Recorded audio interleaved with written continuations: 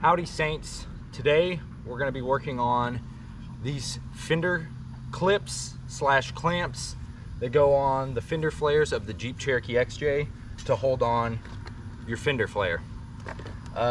If you're like me and you have still a really nice Cherokee and you don't feel like cutting and folding the fenders yet, and you want to make these things continue on, you have a couple of options. One is to drill these out and weld in a new stud or a bolt in place.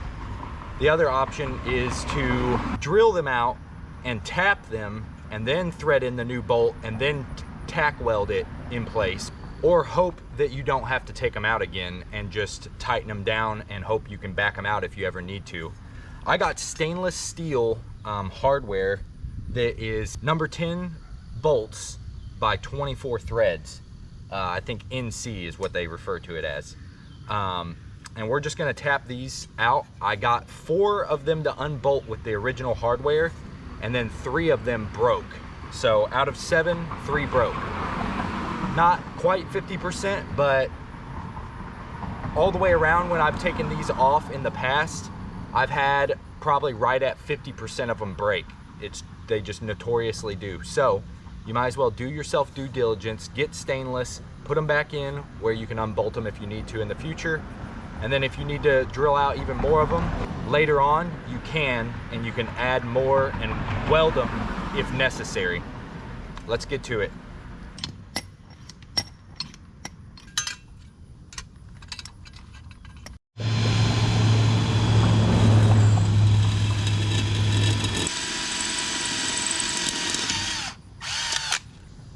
Drilled it through. Now we're gonna tap it. I kind of went off center of the old bolt, and the reason I did that, one, that old bolt I believe is part of pressing this button in, so you want to kind of keep maybe a little bit of that. And then second, on the fenders, the holes for the fenders are like a 1/4 inch, so they have a little bit of play. So why not go ahead and just bear it? If you go off center, it's not going to hurt. And then it also has that bit of the bolt left to kind of help it stay pressed in there. So let's tap it now.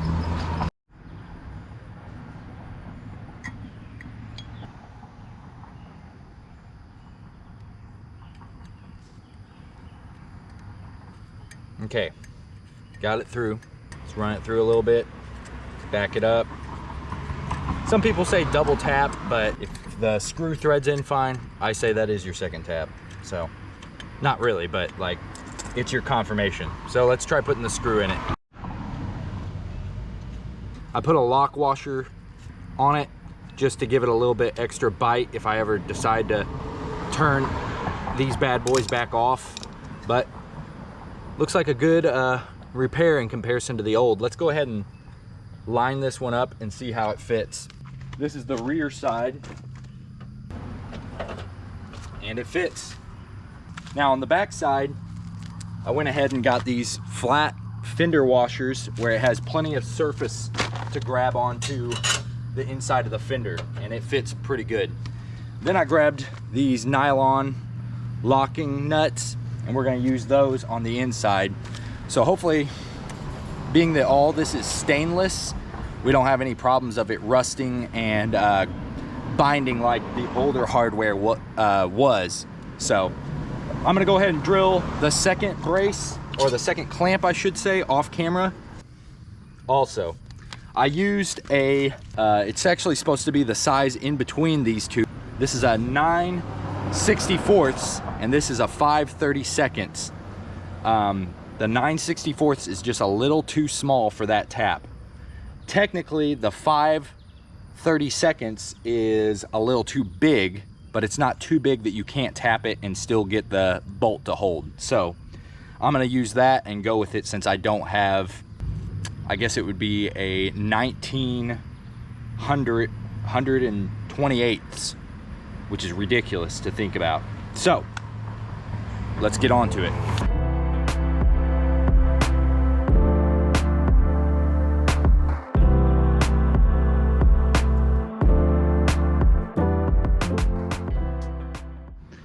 So the reason that I'm having trouble with these popping off on my Jeep is right here.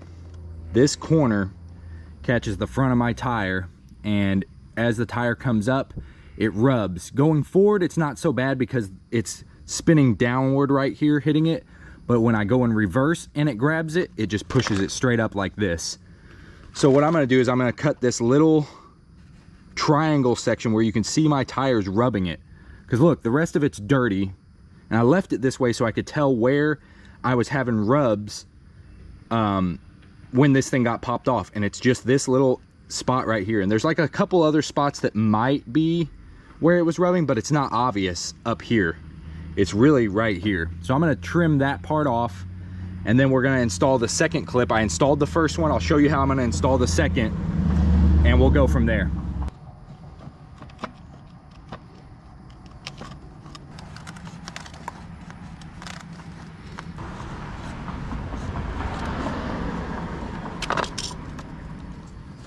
So all we're gonna take off is just that little bit. Maybe thin this up where it's got a nice smooth edge. Gotta be careful cutting towards yourself.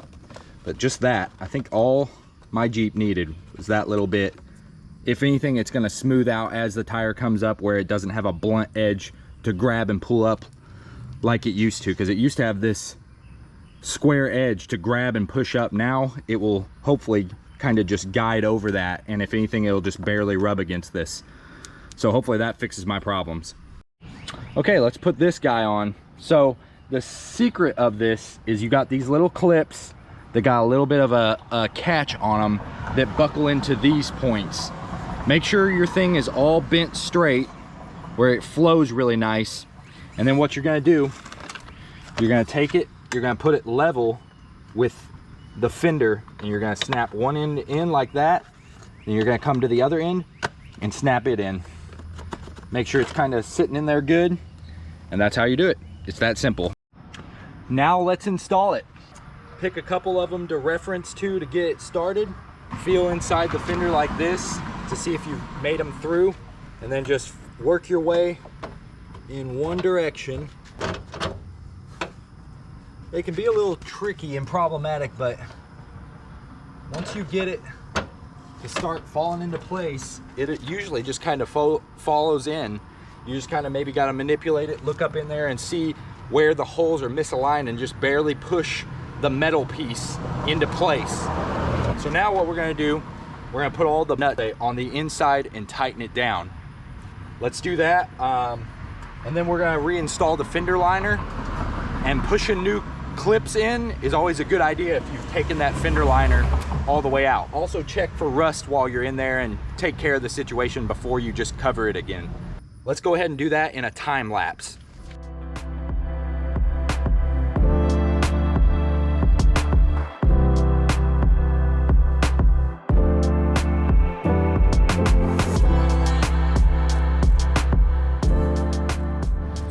This might be the fun part, is getting this fender liner in there.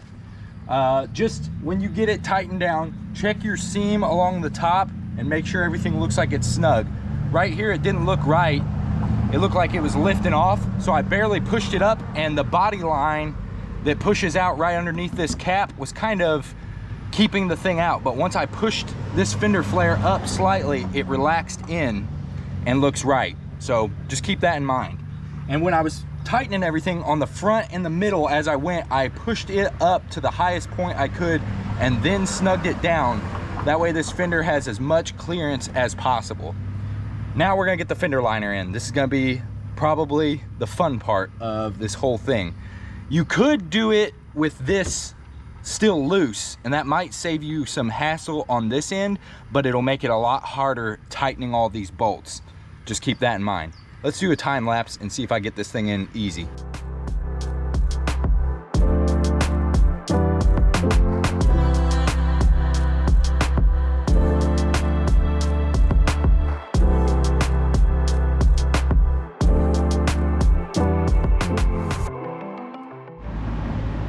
So I needed some more clips to hold this up that were wider than the original ones that are like really probably smaller than a nickel, just barely bigger than a dime.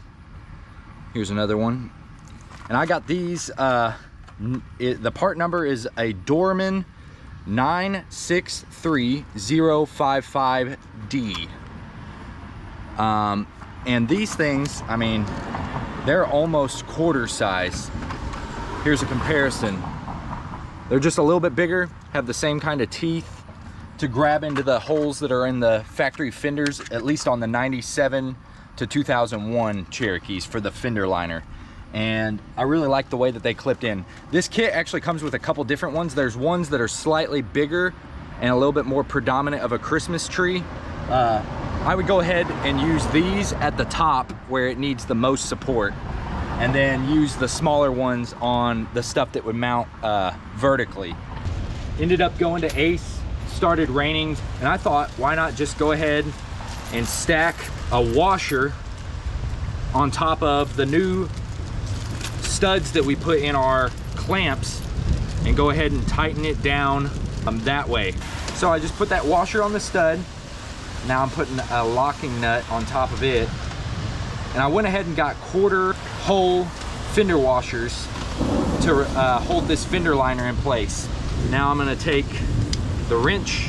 I wanna say that that was 3/8 for the locking nuts. The normal nuts were 10 millimeter. And that's really gonna hold that fender liner in there now. Now let's do this front one. Here's the new locking nut, new washer. It looks like my fender liner is holding in good. I also got the older style nuts, which are 10 by 32 thread, but I didn't get locking just so that I knew the difference between the two coming home from Ace. Let's try 3/8 on it as well.